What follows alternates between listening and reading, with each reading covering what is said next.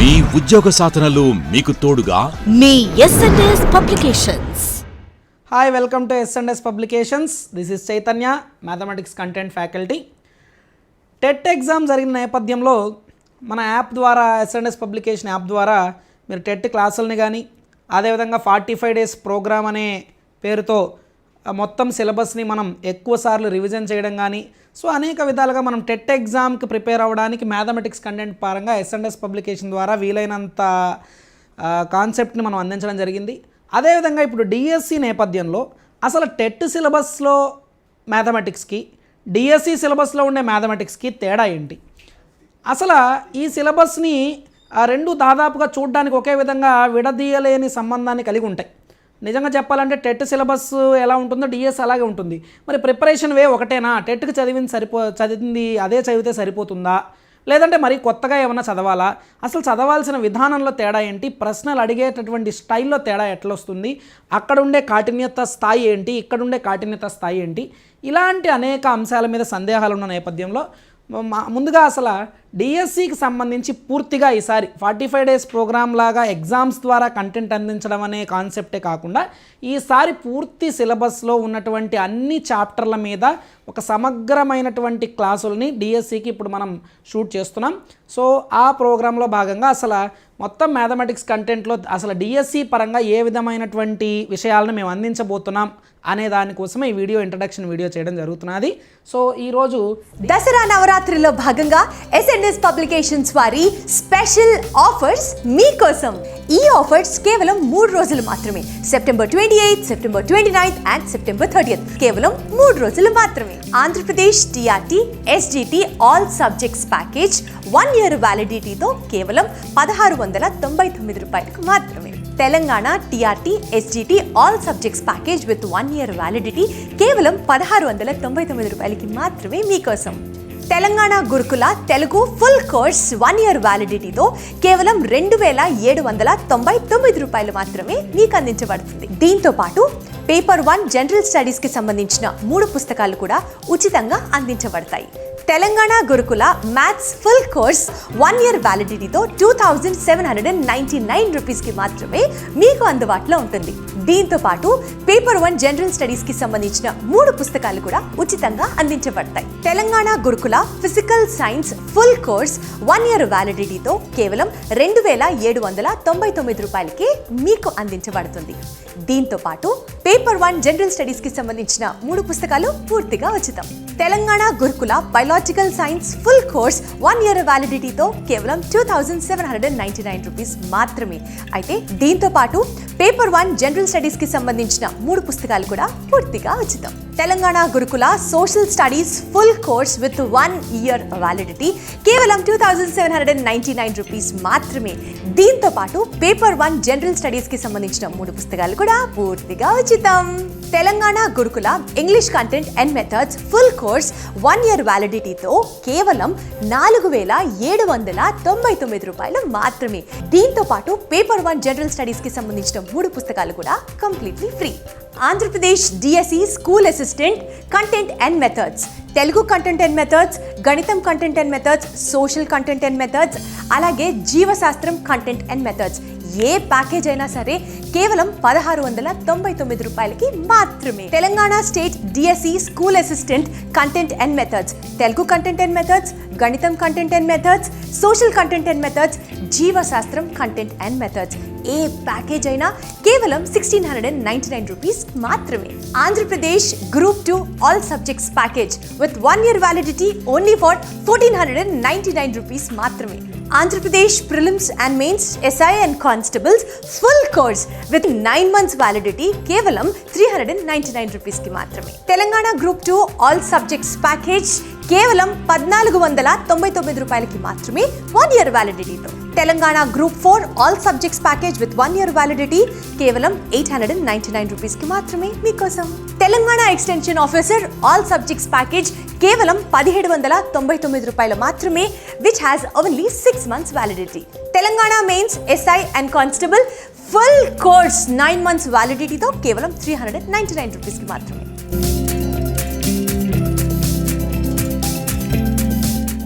ఈ దసరా దసరా నవరాత్రుల్లో SNS publications వాళ్ళు అందిస్తున్న స్పెషల్ ఆఫర్స్ని మీరు కూడా అందుకోవాలి అని అనుకుంటే ముందుగా మీరు ఎస్ఎన్ఎస్ పబ్లికేషన్స్ వాళ్ళ యాప్ని డౌన్లోడ్ చేసుకోవాలి. దీనికి సంబంధించి ప్లే స్టోర్లోకి వెళ్ళి ఎస్ఎన్ఎస్ పబ్లికేషన్స్ అనే యాప్ని సెలెక్ట్ చేసి డౌన్లోడ్ చేసుకొని ఇన్స్టాల్ చేయాలి. డిఎస్సి ఎస్జిటి మ్యాథమెటిక్స్ కంటెంట్లో అసలు ఉండే సిలబస్ ఏంటి అనేది తీసుకుంటే సేమ్ టెట్ సిలబస్ ఏదైతే మనం చదివామో అదే syllabus. DSC SGT mathematics syllabus కూడా సంఖ్యా వ్యవస్థ నెంబర్ సిస్టమ్ ఉంటుంది, అంకగణితం అర్థమెటిక్ ఉంటుంది, బీజగణితం ఆల్జీబ్రాకి సంబంధించిన అంశాలు, రేఖాగణితం జియోమెట్రీ, క్షేత్రగణితం మెన్సురేషన్, దత్తాంశ నిర్వహణ, డేటా హ్యాండ్లింగ్. మరి ఏంటి అవే అంశాలు మళ్ళీ చదివాలి కదా అంటే అక్కడ మనం చదివినప్పుడు బేసిక్ మీరు టెట్ ప్రశ్నలను చూశారు, టెట్ పేపర్ చూసినప్పుడు మీకు అన్నీ కూడా బేసిక్ క్వశ్చన్స్ ఫండమెంటల్ క్వశ్చన్స్ని మాత్రమే అడగడం జరిగింది. బట్ అదే డిఎస్సికి వచ్చేటప్పటికి ఫండమెంటల్స్ని అడగడం అనేది కొంత తగ్గించి ఆ కాన్సెప్ట్స్ని కొంచెం డీప్గా అడగడం అనేది జరుగుతుంది. అక్కడ ప్రాథమిక స్థాయి ప్రశ్నలు ఎక్కువ జరిగాయి. కోర్టు కేసు కూడా ఒకటి పడింది. ఆ టెట్ ప్రశ్నాపత్రంలో ఉన్నటువంటి ప్రశ్నల యొక్క స్థాయి చాలా తక్కువగా ఉంది, ఒక కాంపిటేటివ్ ఎగ్జామ్లో ఈ స్థాయి ప్రశ్నలు అడగకూడదని కోర్టులో కేసు వేయడం కూడా జరిగింది. టెట్ అంటే ఈ అంశాలన్నింటినీ దృష్టిలో పెట్టుకుంటే రేపు రాబోయే డిఎస్సి ప్రశ్నాపత్రంలో ప్రాథమిక స్థాయి ప్రశ్నల సంఖ్య అనేది చాలా తక్కువగా ఉండబోతుంది. ఖచ్చితంగా ఒక కఠినత స్థాయి అనేది టెట్తో పోలిస్తే డిఎస్సిలో ఎక్కువగా ఉంటుందని మనందరికీ తెలిసిన విషయమే. మరి ఇదే అంశాలని ఇది పెద్ద విషయం. యాక్చువల్గా స్కూల్ అసిస్టెంట్కి అసలు పెద్ద ఇబ్బంది లేదు. వాళ్ళ టెట్ సిలబస్కి డిఎస్సి సిలబస్కి టెట్లో వాళ్ళు ఒక 30% చదివితే డిఎస్సిలో ఒక 70% అదనంగా యాడ్ అవుతుంది. కాబట్టి వాళ్ళు ఎటువంటి కన్ఫ్యూజన్లకి గురి కాకుండా చదువుకునే అవకాశం ఉంది.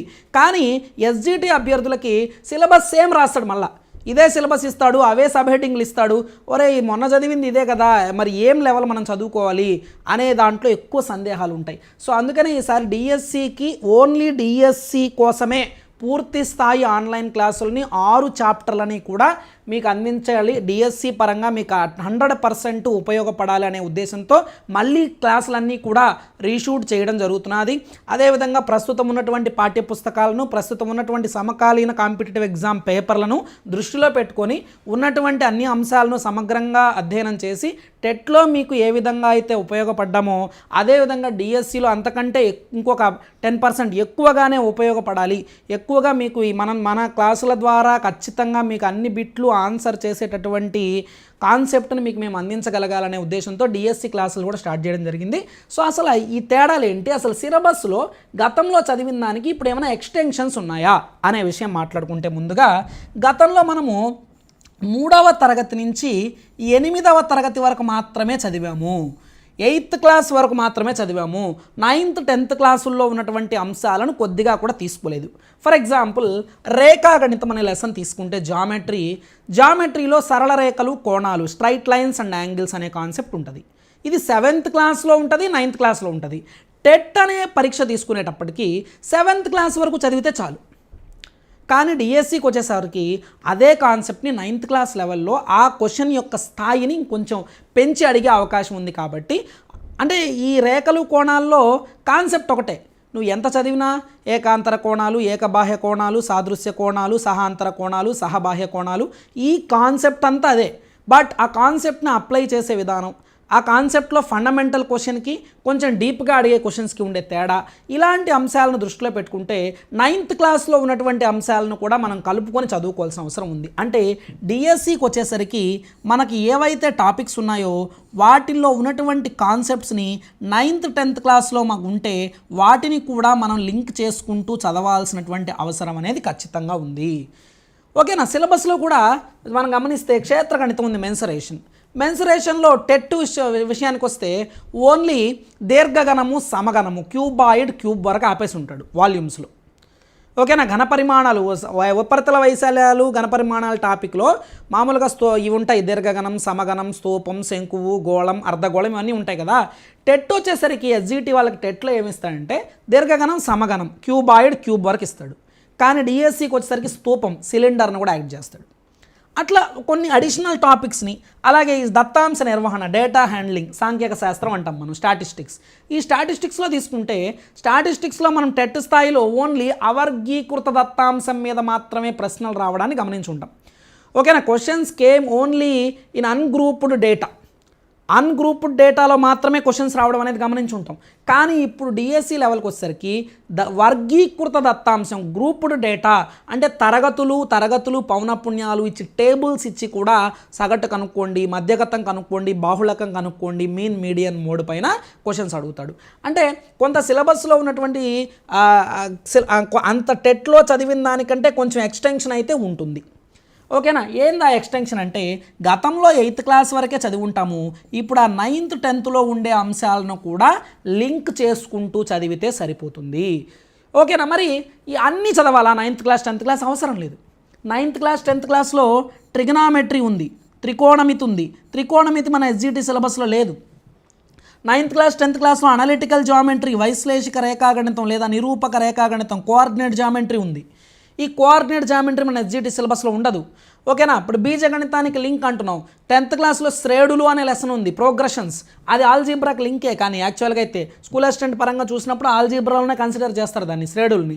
కానీ ఆ శ్రేణులు ప్రోగ్రెషన్స్ అనే టాపిక్ని మనం చదవాల్సిన అవసరం లేదు. ఓకేనా. అంటే మనకు అన్ని 10th క్లాస్లో ఉన్నటువంటి అన్ని టాపిక్లు 9th క్లాస్లో ఉన్న అన్ని టాపిక్లు చదవాలా అంటే అవసరం లేదు. ఈ కాన్సెప్ట్స్కి వీటిల్లో ఉన్నటువంటి సబ్ టాపిక్స్కి ఏవైతే ఇంటర్లింకింగ్గా ఉన్నాయో ఆ అంశాలను చదువుకుంటూ వెళ్తే సరిపోతుంది. సో ఈ విషయాల్ని ఒక వీడియో ద్వారానో, ఒక అరగంటలోనో, ఒక 45 నిమిషాల్లోనో మీకు పూర్తిగా వివరించి దాని గురించి చెప్పడం కన్నా, మేము కూడా ఈ ఎస్జిటి క్లాసులు ఆల్రెడీ మన యాప్లో ఉన్నప్పటికీ అవి చేసి మనం దాదాపుగా ఒక 1.5 సంవత్సర కాలం గడుస్తుంది కాబట్టి వాటిని కూడా మేము పూర్తి స్థాయిలో మళ్ళీ రీప్లేస్ చేయాలి. మొత్తం ఎస్జిటి క్లాసులన్నీ కూడా మళ్ళీ మొత్తం మ్యాథమెటిక్స్ అంతా కూడా షూట్ చేయాలి అనే ఉద్దేశంతో.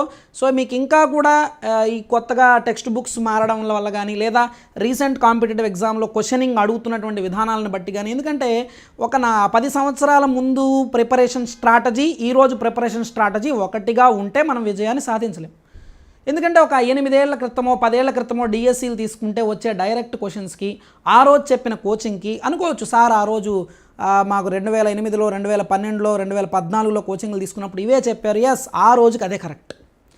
సో మనం ఎవరిని కూడా పాయింట్అవుట్ చేయాల్సి, తప్పు పట్టాల్సిన అవసరం లేదు. ఆ రోజుకి అదే కరెక్ట్. ఆ రోజు ఉన్న ప్రశ్నాపత్ర స్థాయికి, ఆ రోజు ఉన్నటువంటి ప్రశ్నాపత్రంలో ఉన్నటువంటి స్టాండర్డ్స్కి అది కరెక్ట్. కానీ ఈరోజు మారుతున్న స్టాండర్డ్స్ని బట్టి మనం వే ఆఫ్ ప్రిపరేషన్ స్ట్రాటజీని కూడా మార్చుకోవాల్సిన అవసరం అయితే ఉంది. కాబట్టి ఖచ్చితంగా మేము కూడా దాన్ని దృష్టిలో పెట్టుకొనే ఈరోజు మొత్తం అన్ని చాప్టర్స్ని ఎలా లింక్ చేసుకుంటూ ఒక టాపిక్ తీసుకున్నప్పుడు ఇది ఏ క్లాస్లో ఉంది, ఏ క్లాస్ నుంచి మనం స్టార్ట్ చేస్తున్నాం, దీన్ని ఏ క్లాస్లో ఉన్నటువంటి ఏ టాపిక్తో లింక్ చేయాలి.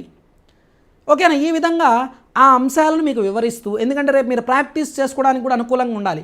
మన కాన్సెప్ట్ విన్నాక టెక్స్ట్ బుక్ తీసి చూస్తే మీకు ఆ ప్రాక్టీస్ చేసుకోవడానికి కూడా, ఓహో దీని తర్వాత దీన్ని లింక్ చేసుకున్నారు కాబట్టి ఈ ప్రాబ్లమ్స్ తర్వాత వీటిని మనం ప్రాక్టీస్ చేసుకుంటే మంచిది, ఒకసారి బ్రీఫ్గా చూస్తే మంచిది అనేటట్లుగా మీకు కూడా అవగాహన వచ్చేటట్టుగా పూర్తిగా మనం ఈ విశ్లేషణాత్మకంగా మొత్తం ఈ 6 చాప్టర్లకు సంబంధించినటువంటి క్లాసులని కూడా మనం ఇప్పుడు చెప్పుకుంటూ ఉన్నాం. ఆల్రెడీ షూటింగ్ అయితే రన్నింగ్ జరుగుతూనే ఉంది. సో అతి త్వరలో ఈ మొత్తం 6 చాప్టర్లకు సంబంధించినటువంటి పూర్తి స్థాయి వీడియోలని ఎస్&ఎస్ పబ్లికేషన్ యాప్లో మీకు అందుబాటులో ఉంచడం జరుగుతుంది. సో వీటిని మీరు పూర్తిగా సమర్థవంతంగా ఉపయోగించుకుంటారని మనస్ఫూర్తిగా కోరుకుంటున్నాను. అట్ ద సేమ్ టైం అసలు ప్రశ్నలలో అసలు ఈ సేమ్ సిలబస్ అంటున్నాం కదా, ఏంటి ఆ బేసిక్ క్వశ్చన్ టెట్లో అడిగిన ప్రశ్నలకి డిఎస్సిలో అడిగిన ప్రశ్నలకి తేడా ఎలా ఉంటుంది, అసలు ఏంటి అసలు ఆ తేడా అంటే ఒకటే కాన్సెప్ట్ని 2 రకాలుగా ఎలా అడగచ్చు,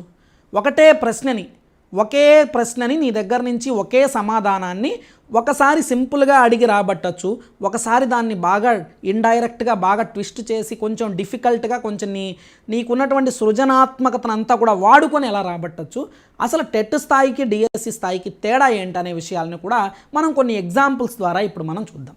సో మొదటి ఎగ్జాంపుల్గా పర్సంటేజెస్ అనే టాపిక్కి సంబంధించిన ఎగ్జాంపుల్ తీసుకుంటే, ఉదాహరణకు టెట్ స్థాయిలో పర్సంటేజ్ ప్రశ్నలు ఎలా వచ్చాయో మీకు తెలుసు. డైరెక్ట్గా పర్సంటేజ్ కనుక్కోమనడం కానీ, ఫండమెంటల్ అప్లికేషన్స్ కానీ. ఉదాహరణకి 25% of 6000 minus 15% of 3000.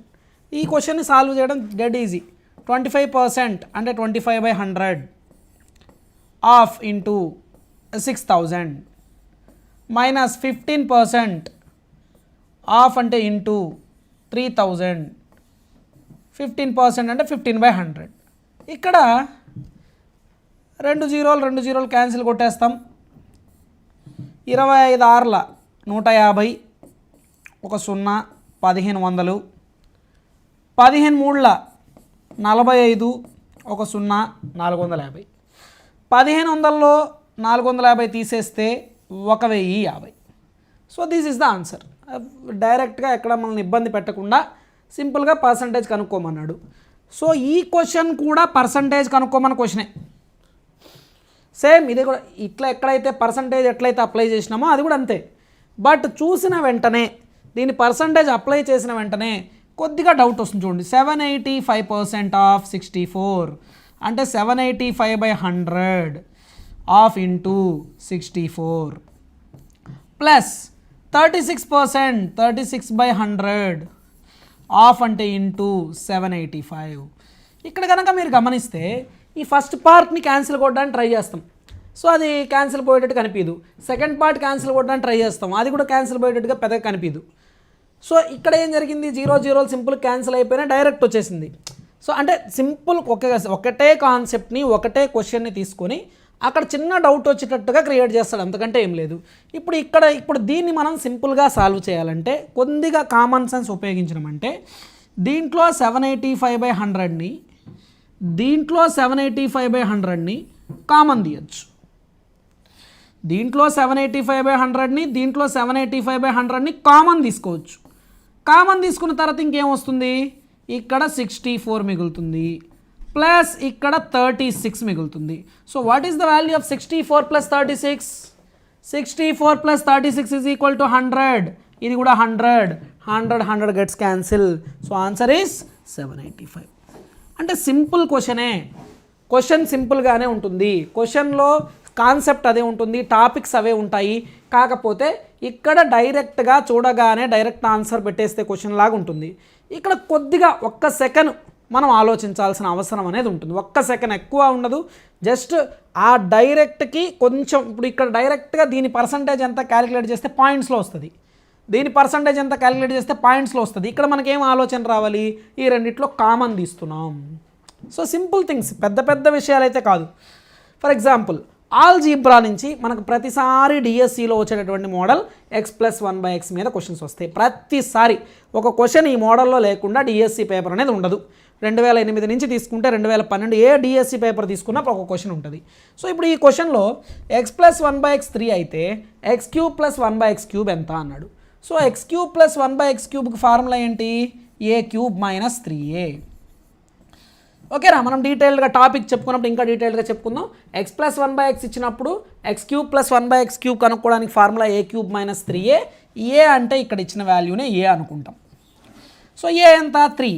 So 3³ - 3 × 3. 3³ means 27 - 3 3s are 9. 27 - 9 ఎంత, 18. That's all. క్వశ్చన్ ఇక్కడ గమనిస్తే just x+1/x is equal to A ఇచ్చాడు, x³ + 1/x³ కనుక్కోమన్నాడు, direct a³ - 3a. దీని గురించి డీటెయిల్గా ఎందుకు ఇలా ఫార్ములా వస్తుంది, దీని ప్రాసెస్ ఏందనేది మనం ఆల్జీబ్రా చెప్పుకునేటప్పుడు డీటెయిల్గా చెప్పుకుందాం. బట్ డైరెక్ట్ క్వశ్చన్ ఇది, డైరెక్ట్ టెట్ లెవెల్లో కూడా మొన్న 2-3 పేపర్స్లో అడిగాడు ఇట్లాంటి క్వశ్చన్స్.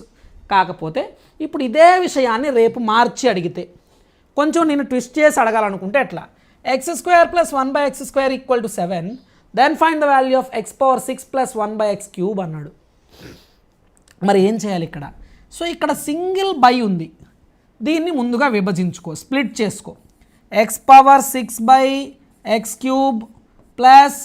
1/x³ స్ప్లిట్ చేసుకో. x³ పవర్ 6లో క్యూబ్ పోతే ఇంకో క్యూబ్ ఉంటుంది, x³ + 1/x³ మిగిలింది, x³ + 1/x³ మిగిలింది. దీన్ని విడగొడితే మొత్తం సింగిల్ బైని స్ప్లిట్ చేస్తే విడగొడితే పవర్ 6 పవర్ 3 3, 6లో 3 పోతే ఇంకొక 3 ఉంటుంది, x³ + 1/x³. మరి ఇప్పుడు చెప్పండి, x³ + 1/x³ కనుక్కోవాలంటే x³ + 1/x³ కనుక్కోవాలంటే మన దగ్గర ఏముండాలి, x + 1/x ఉండాలి, అంతే కదా.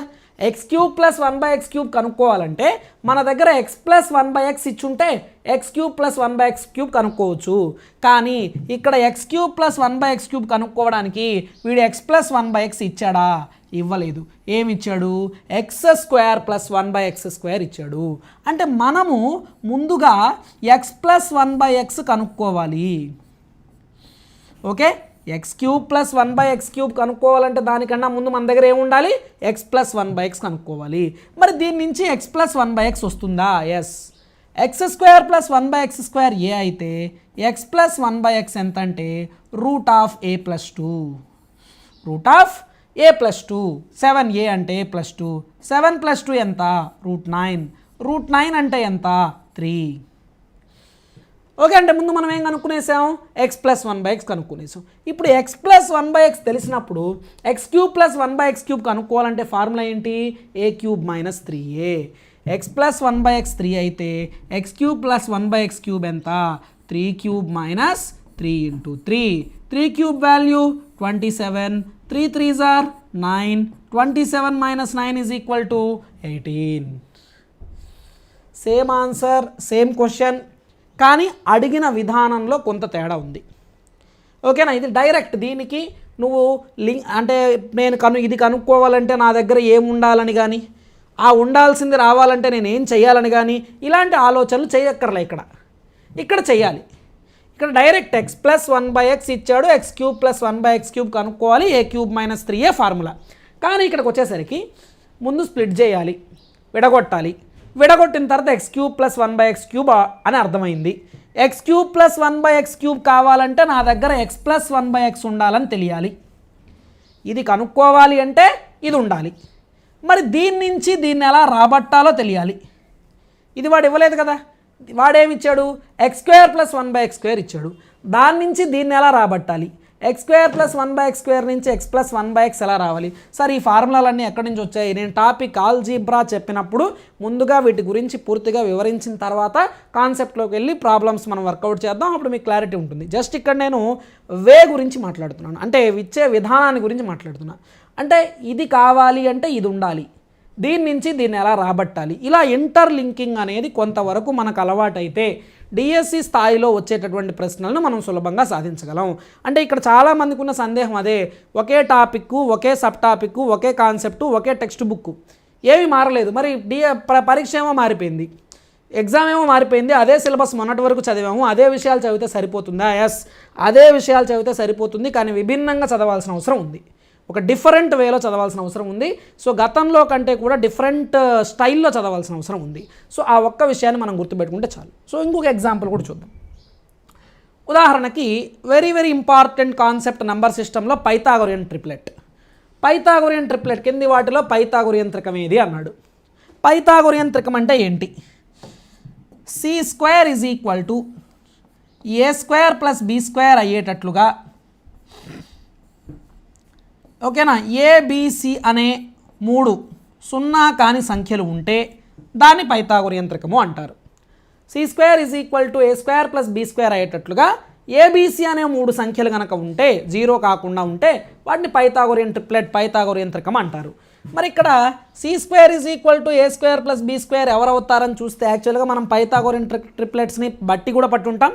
ఇక్కడ c² = a² + b² అయ్యేటట్టుగా ఎవరు ఉంటారని చూస్తే 7² 49, 3² 9, 5² 25, 49 9 + 25 కలిపితే 49 వస్తుందా?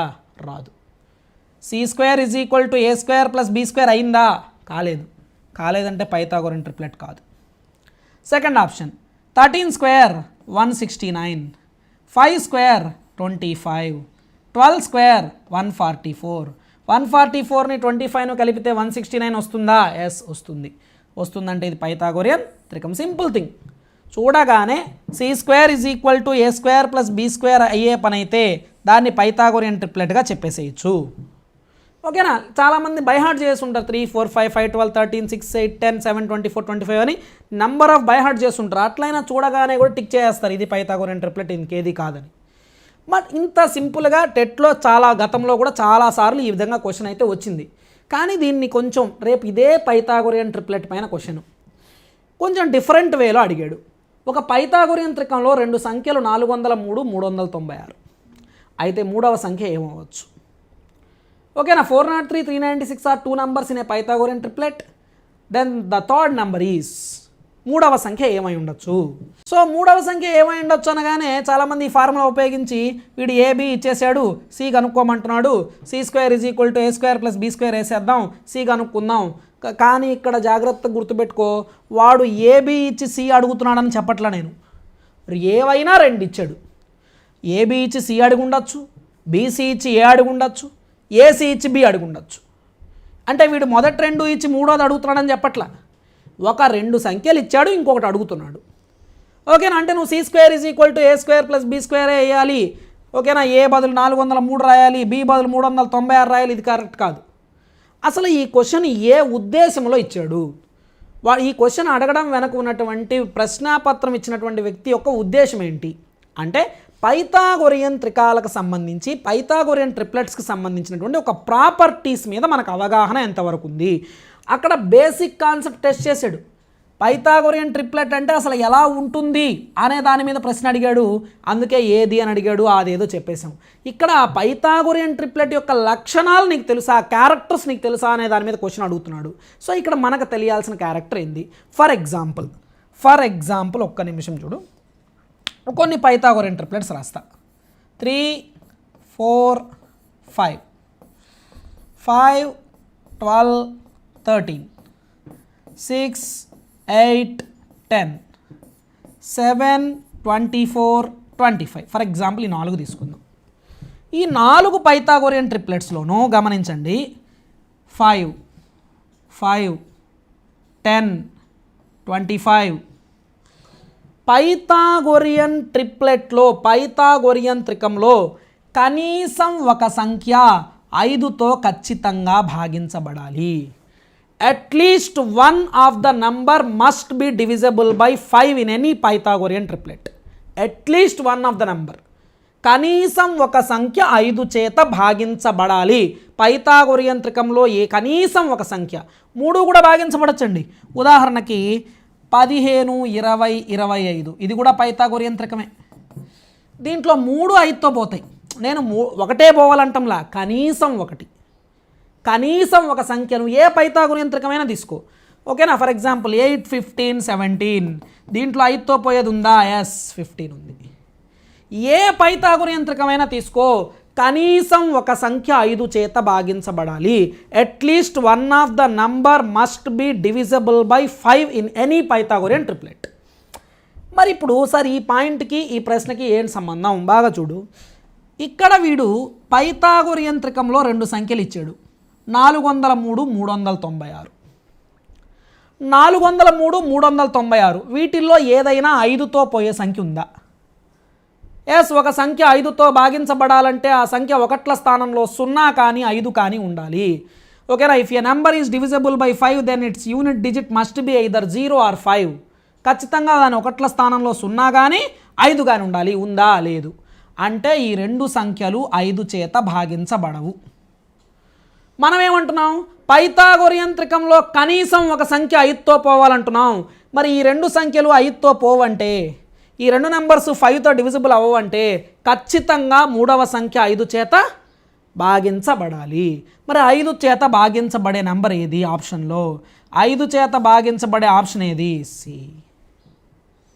ఓకేనా, ఇవేవి 5తో పోతాయా? మిగతావి ఏవైనా పోవు, ఇది ఒక్కటే 5తో పోతుంది. అంటే ఈ క్వశ్చన్ ఇప్పుడు వెంటనే కొంతమందికి డౌట్ వస్తుంది, సార్ ఇక్కడ ఒక నెంబర్ 5తో పోయేటట్టు, ఇక్కడ ఒక నెంబర్ 5తో పోయేటట్టు పెడితే అప్పుడు నా ఆన్సర్ ఏం పెట్టాలా? రెండు ఆప్షన్లలో 5తో పోయే నెంబర్లు పెడితే ఎట్లా పెట్టాలా? సో అట్లా 2 ఆప్షన్లలో 5తో పోయే నెంబర్ పెట్టడు. ఎందుకంటే ఈ క్వశ్చన్ అడగడం వెనక వాడి ఉద్దేశం, పైథాగోరియన్ త్రికంలో కనీసం ఒక సంఖ్య 5తో పోతుందనే ప్రాపర్టీ నీకు తెలుసా లేదా? ఆ ప్రాపర్టీని గురించి టెస్ట్ చేయాలనుకున్న వ్యక్తి ఖచ్చితంగా ఇది, ఎందుకంటే నేను ఎందుకు ఇంత బల్లగుద్ది చెప్తున్నానంటే ఇది ప్రీవియస్ క్వశ్చన్, గతంలో ఎగ్జామ్లో అడిగినటువంటి ప్రశ్న. ఓకేనా, అంటే వాడి ఉద్దేశం ఏంటి? పైథాగోరియన్ ట్రిప్లెట్లో ఒక నెంబర్ 5తో డివిజిబుల్ అవుతుంది అనే విషయం నీకు తెలుసా అట్లీస్ట్? ఓకేనా, మరి అప్పుడు వెంటనే నువ్వు ఆ పాయింట్ తెలిసిన వ్యక్తిగా నువ్వేం చేస్తావు? ఇచ్చిన 2 నెంబర్లు చూస్తావు, ఇచ్చిన 2 నెంబర్లలో ఏది 5తో పోవడం లేదు. అంటే పైథాగోరియన్ త్రికంలో కనీసం ఒక సంఖ్య అయినా 5తో పోవాలి. ఇచ్చిన 2 సంఖ్యలు పోవడం లేదంటే తప్పనిసరిగా 3వ సంఖ్య 5తో పోవాలి. మరి 5తో పోయేటటువంటి ఆ 3వ సంఖ్య ఏది? 565 ఇస్ ద ఆన్సర్. అంటే ఇక్కడ ఎంత సులభంగా ఆన్సర్ పెట్టావో ఇక్కడ అంతే సులభంగా ఆన్సర్ పెట్టావు. కానీ ఇక్కడ అందరికీ తెలిసిన విషయం నీకు కూడా తెలుసు, ఇక్కడ కొంతమందికే తెలిసిన విషయం నీకు తెలియాలి. అంటే ఒక విషయాన్ని నువ్వు సామాన్య విషయం కంటే కూడా దాన్ని డిఫరెంట్, అంటే దాంట్లో ఒక పాయింట్ కానీ ఒక కాన్సెప్ట్ కానీ మనం చదివినప్పుడు రెగ్యులర్గా అందరూ చదువుతున్న పాయింట్ కాకుండా దీనిలో ఇంకా కొత్తగా మనం ఏమన్నా తెలుసుకోగలమా అనే దృక్పథంతో ఆలోచిస్తే ఆ డిఫరెంట్ క్వశ్చన్స్ని ఆన్సర్ చేయొచ్చు. అవే టెట్కి డిఎస్సికి ఉన్నటువంటి తేడా. ఓకేనా? ఇలాంటి ఎన్నో ఎగ్జాంపుల్స్ని మనం ఇంక ఇక్కడ టైం వేస్ట్ చేసుకోకుండా కంటెంట్లోకి వెళ్ళిపోతూ ఒక్కొక్క చాప్టర్ని నీట్గా డిస్కస్ చేసుకుంటూ అసలు ప్రీవియస్గా టెట్ మనం ఎప్పుడైనా సరే ఒక చాప్టర్ డిస్కస్ చేసినప్పుడు బేసిక్ టు డిఫికల్ట్ లెవెలే వెళ్తాం. ఫండమెంటల్స్ నుంచి మళ్ళీ డిఫికల్ట్ లెవెలే వెళ్తాం. అదేదో డిఎస్సి క్లాసులు కదా డైరెక్ట్గా బాగా టఫ్ ప్రాబ్లమ్స్ తీసుకొని స్టార్ట్ చేయం. బేసిక్స్ నుంచి డిఫికల్ట్ వరకు వెళ్తేనే అది క్లాస్ అవుతుంది. ఖచ్చితంగా మనం ఆ వేలోనే వెళ్తాం. సో ఆ వేలో వెళ్ళేటప్పుడు ఇలాంటి ప్రశ్నలు టెట్ స్థాయిలో అడుగుతాడు, దీన్ని ఏ రకంగా మార్చి డిఎస్సిలో అడగచ్చని ప్రతి మోడలు, ప్రతి కాన్సెప్టు, ప్రతి ప్రాబ్లం దగ్గర కూడా ఇదే రకంగా మనం అనాలసిస్ చేసుకుంటూ వెళ్తే మనం ఖచ్చితంగా ఇచ్చే అన్ని ప్రశ్నలను సాధించవచ్చు. సో ప్రతి ప్రశ్న ఇలాగే ఇస్తాడా? ఇవ్వడు. రేపు ఇచ్చే ప్రశ్నల్లో 9 మార్కులకు ఒకవేళ, ఎందుకంటే డిఎస్సి ప్యాటర్న్ 9 మార్క్స్ కాబట్టి 18 ప్రశ్నలు ఇస్తే 18 ప్రశ్నలు ఇలాగే ఇస్తాడా? అన్ని డిఫరెంట్ వేలో ఆలోచించిస్తాడా? అట్లా ఏ క్వశ్చన్ పేపర్ ఉండదు. ఓకేనా? ఒక 5-6 క్వశ్చన్లు, 7-8 క్వశ్చన్లు డిఫరెంట్ వేలో ఇస్తాడు. ఒక 5-6 క్వశ్చన్లు చాలా సింపుల్గా ఇచ్చేస్తాడు. ఒక 5-6 క్వశ్చన్లు మీడియం లెవెల్లో మాధ్యమిక స్థాయిలో ఇస్తాడు. సో కాబట్టి ఈ డిఫరెంట్ వేలో ఇచ్చిన క్వశ్చన్లను మనం ఆన్సర్ చేయగలిగామంటే, ఎందుకంటే డిఎస్సిలో ఒక మార్క్ అనేది చాలా ఇంపార్టెంట్. టెట్లో 7.5 మార్కులకు సమానం. టెట్లో నీకు 7.5 మార్కులు వచ్చినా డిఎస్సిలో 1 మార్క్ వచ్చినా ఒకటే. ఓకేనా? అంటే 1 mark is equal to 7.5 marks. చాలామంది చెప్తుంటారు నాకు 140 వచ్చాయి, 142 వచ్చాయి, 135 వచ్చాయని. నువ్వు 125లో ఉన్నావు, 120లో ఉన్నావు, నువ్వేం బాధపడాల్సిన అవసరం లే. వాడి 7.5 మార్కులు నీ 1 మార్కు సమానం. రేపు నువ్వు అతనికన్నా 2 మార్కులు ఎక్కువ తెచ్చుకుంటే టెట్లో అతనికన్నా 15 మార్కులు ఎక్కువ తెచ్చుకున్నట్టు. సో కాబట్టి నీకు ఎక్కడ ఇబ్బంది ఉండదు. సో మనం ఆ ఆలోచించే విధానాన్ని కొద్దిగా గతంతో పోలిస్తే మార్చుకున్నట్లయితే ఖచ్చితంగా మనం ఈ విషయంలో సక్సెస్ అవుతాము. ఎస్ఎండ్ఎస్ పబ్లికేషన్స్ దసరా శుభాకాంక్షలతో భారీ డిస్కౌంట్ అందిస్తోంది. రాష్ట్రంలోనే #1 ఫ్యాకల్టీస్ తో 100% పూర్తి క్లాసుల్ని అందిస్తూ ఆన్లైన్ రంగంలోనే #1 గా రాణిస్తోంది ఎస్ఎండ్ఎస్ పబ్లికేషన్. ఇంకెందుకు ఆలస్యం, వెంటనే మీ గూగుల్ ప్లే స్టోర్ నుండి ఎస్ఎండ్ఎస్ పబ్లికేషన్స్ యాప్ ని ఇప్పుడే డౌన్లోడ్ చేసుకోండి. ఎస్ఎండ్ఎస్ పబ్లికేషన్స్, సక్సెస్ కి ఏకైక చిరునామా.